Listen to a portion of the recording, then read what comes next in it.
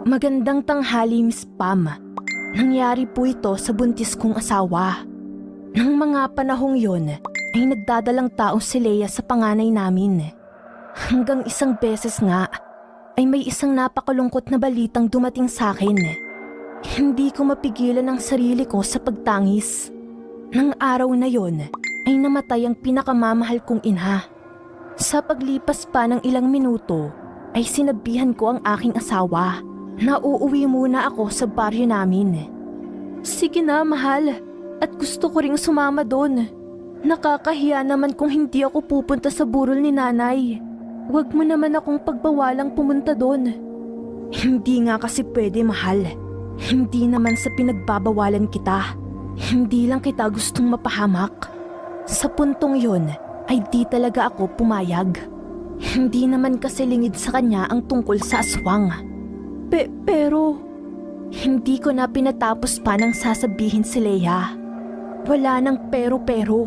Huwag mong isusugal ang anak natin. Saka kung nabubuhay lang si nanay ngayon, ay siguradong di yun papayag. Walang nagawa si Leia kundi ang tumahimik. Nang oras na yon ay nag-away kaming dalawa. Hanggang sa di na ako nakatiis pa at pumayag na lang. Mabuti pa ay sumama ka na lang. Huwag ka lang magalit. Saka huwag kang magpapahipo ng tiyan. Hindi natin sigurado ang mga tao doon.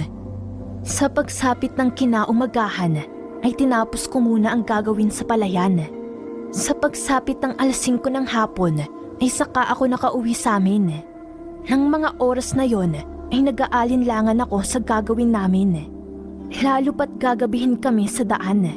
Hindi ko naman pwedeng bawiin pa ang pinangako ko sa aking asawa. Hindi nagtagal ay narating namin ang terminal ng bus. Hindi ko maiwasan ang kabahan. Maya-maya pa ay napapalinga ako sa paligid namin. Nang oras na yon ay alerto ako sa pwedeng mangyari sa aking asawa. Hindi nagtagal ay bigla akong kinilabutan. Nakita ko yung matandang nakatitig sa amin ni Leia.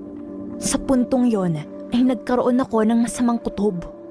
Maya-maya pa ay niyaya ko si Leiang lumapit kami sa ibang pasahero doon.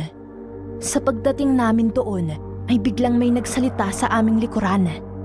Nako, Ineng, mabuti pa ay wag na lamang kayong tumuloy pa. Napakadelikado.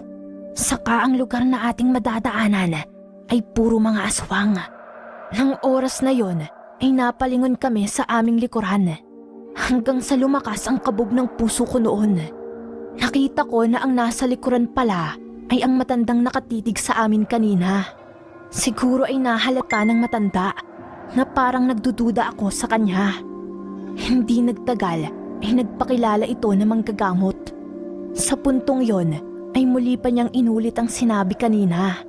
Hindi na lang namin pinansin pa ang matanda. Sa pagsakay namin sa bus, hetong matanda ay tumabi sa amin.